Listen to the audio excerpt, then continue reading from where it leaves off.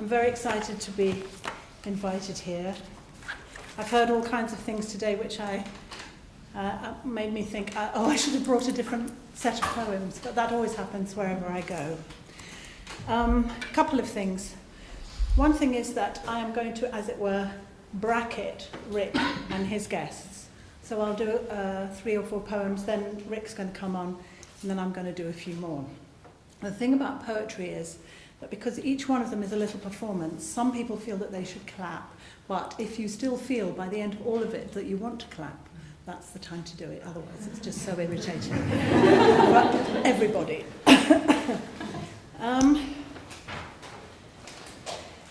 I think today we've talked about us and them and not having an us and them, and we've talked about a new we, and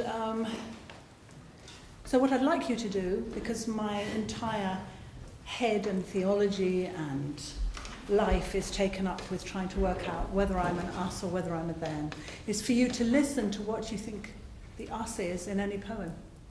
Really? That would be a thing to do. And please, if there's any way ever in which I can be of service to any of you, just let me know.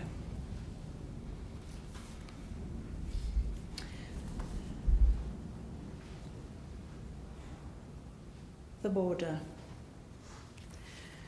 Not one more step, the soldier said. You must go back. You can't stay here. They're killing little baby boys, I said. We can't go back. You've no idea. They're killing all the little boys. We have a boy. We can't stay there. Do you have proof of what you say? It's really none of our affair. They're killing baby boys, I said. Here is my son. We have to stay. Do you have proof of who you are? No, we have none. We ran away. We didn't have time to grab a thing. We just ran out as soon as we heard. Soldier looks us up and down. Seems he doesn't believe a word. What makes you think I can let you in? What makes you think we could let you stay? Anyone kind would let us in. We border with you. It's the quickest way. Do you know anyone from here? Someone who'd vouch for you today? No, we haven't anyone. Couldn't you look the other way? More than my job is worth, he said. Unless, of course, you're going to pay. We haven't any cash, I said. We've only got the clothes we wear. Your only way to get in, he said, is to go back home and apply from there. I fall at his feet and I start to shout. We aren't getting anywhere. We are not getting anywhere. They're killing little baby boys. Soldier shifts his gun. He says, no need at all to raise your voice.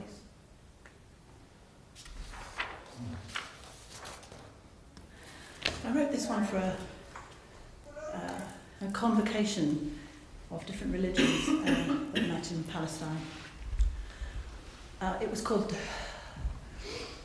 Religious Extremism in the Face of the Gospel. That was the at Bethlehem Bible College, and this was the first one.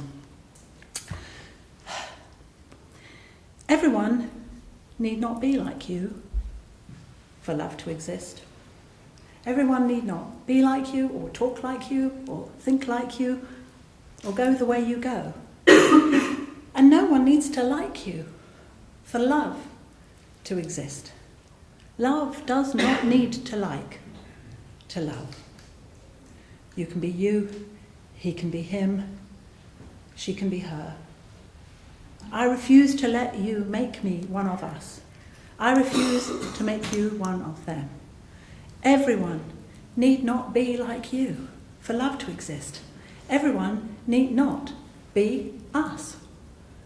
When you need me to be like you, the flames above our heads flicker and go out one by one, by one, by one, and silence falls and darkness wins.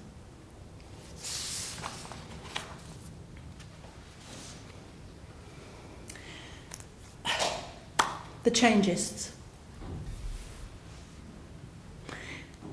I watch them become cold of heart, passive, and thus powerless, and thus furious.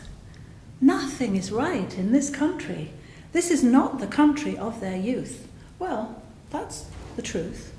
But it is not age that withered them. I know others, 30 years, 50 years more senior, and so much more lenient than they. And nothing is right for them. The hospitals, the council, the people on the television who don't pronounce words properly and don't enunciate nicely, constitute a national conspiracy of evil, which they take personally. The litany of wrong is long. The dustbins, the Muslims, the schools, the over-casual, positively disrespectful woman at the sub-post office. They see their enemies increase month on month. Make no mistake, this isn't merely racism or classism. It's simpler, and if that were possible, more stupid and more dangerous. It's changeism. The news each night offends them dreadfully and personally. They are terrorized by their world of policemen too young, teachers too common, church too political, ideology too ideal, paradigm shifted. Their country is careless, indifferent, cavalier, and out to persecute them. God has left the building, and dangerous idiots are in charge at all levels. Changeism, the petrified rantings of the untrusting, dried up and furious, about the brutality, vulgarity, insecurity, indignity of newness. How I fear the changeists around the world. Oh, how I fear them.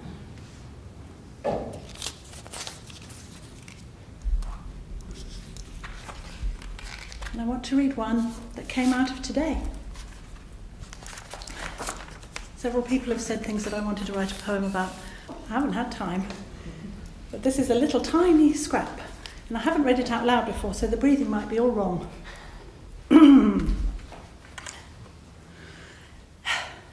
My mum said many good things. One thing she often would say was, "We've sent enough missionaries now, we need some to travel this way." And later, when I was ordained, when life looked too bleak or unfair, God sent me a missionary man by the name of Jean-Pierre. And JP would say to me, "Ma, your mind is in a jumble. Let us pray what I used to pray in Rwanda in the jungle." So he was an elder to me, and I was his mum, so he'd say, "The love of God sent to us both, moving every way." One of the things I can never get away from is the idea that the Bible is still happening all the time. I don't have a sense of the Bible back then. I have the sense of two parallel sets of stories going along, and this is probably the most, the poem that deals with that the most of mine. Living Spits. I walked along High Road in Tottenham, but letting my soul run, I passed an old, gracious man out walking with his casual, careless son in a sharp, expensive suit and big cufflinks with shiny bits, and they seemed to be the living spits of the prodigal and his loving dad. And I turned to watch as they turned down some grey side street, and that was the only and last glimpse I had of this ever-loving man and his silly lad. And coming out of the shop, where I often get my milk, walking, but letting my soul run, I passed a woman with a glory of bronze hair, a nearly naked breast, and a bold stare with tragedy behind, and bangles over bangles, and strong perfume in the air, and knowing her the Magdalene, and losing her the same instant, I turned to watch as she twirled behind a gate into some garden there. And I went to sit down in the park while letting my soul run, and a man with a stethoscope hanging at his neck and a handsome beard argued on the bench in quick Greek with a friend, Luke-like, in the afternoon sun. And a blind man called out loudly for cash, and a lame man rested on the bench next to my one, and Malchus, a big man out for a run, jogged by on strong legs with half an ear gone, and a westering sun shone. So I went my strange way home, still letting my soul run, and past a young, brown girl, all in blue, head covered, a baby in an old pushchair, who smiled a shy, proud little smile as I halted, stock still, there. And as I stayed, standing still, stock still, feeling I should kneel to let her pass, bowing on that street with its grey stones and blackened grass, and beholding that girl in blue, dark against evening light, until she was out of sight, and after she went from sight. I don't remember which way I walked home, just my key in the door and these glories in each eye. And the sudden thought, if those people are all still here, then who am I? This sounds patronising, but it isn't. I was thinking about my little flock, that lovely phrase. But we don't do sheep in London. And so I turned it into my little dears. Anywhere around the world will do.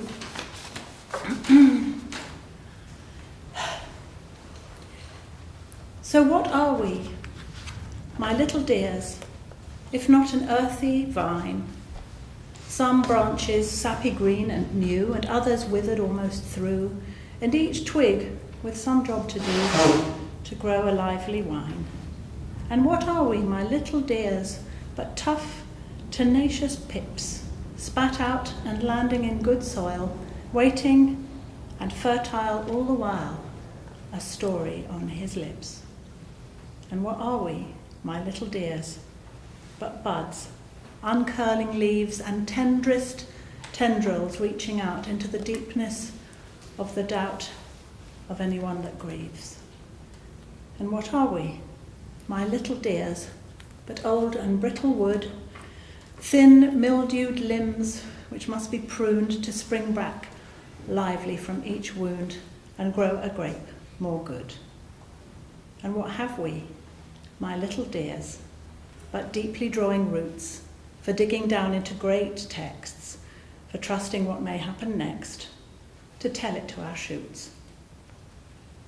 And what are we, my little dears, each slender, snapping stalk that breaks beneath his very breath, cast in the phoenix fire of death, until each walks the walk. And what would you, my little dear, what is the grape you'd grow? If it is prophecy, then good. Go tell news in your neighbourhood, to all the souls you know. And if it's making friends, my dear, then sit upon each bus, and let the frightened people know how far you are prepared to go to learn how to be us. And if it's making cakes, my dear, let none of us be slim, for everyone can have their slice, and 7 times 7th helpings twice, as we remember him.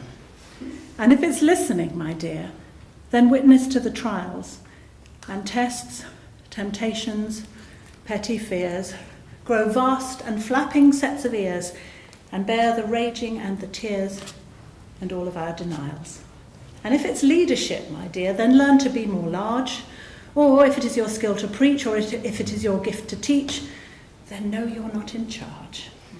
And if it's giving that you do, pay all you can afford, or service, mercy, cheering up, then fill, refill, spill out that cup for drinking to the Lord.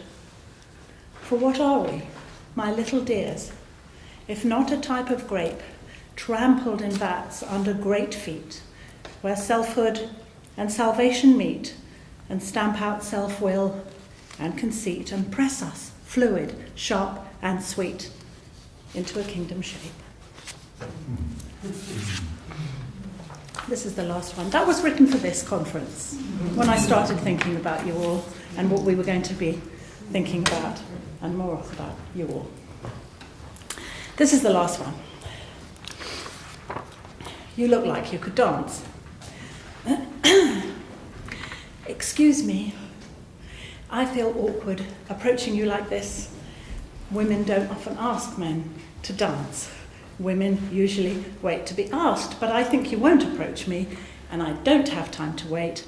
I have crossed to where you are, because you look like you could dance, and anyway, we have to try.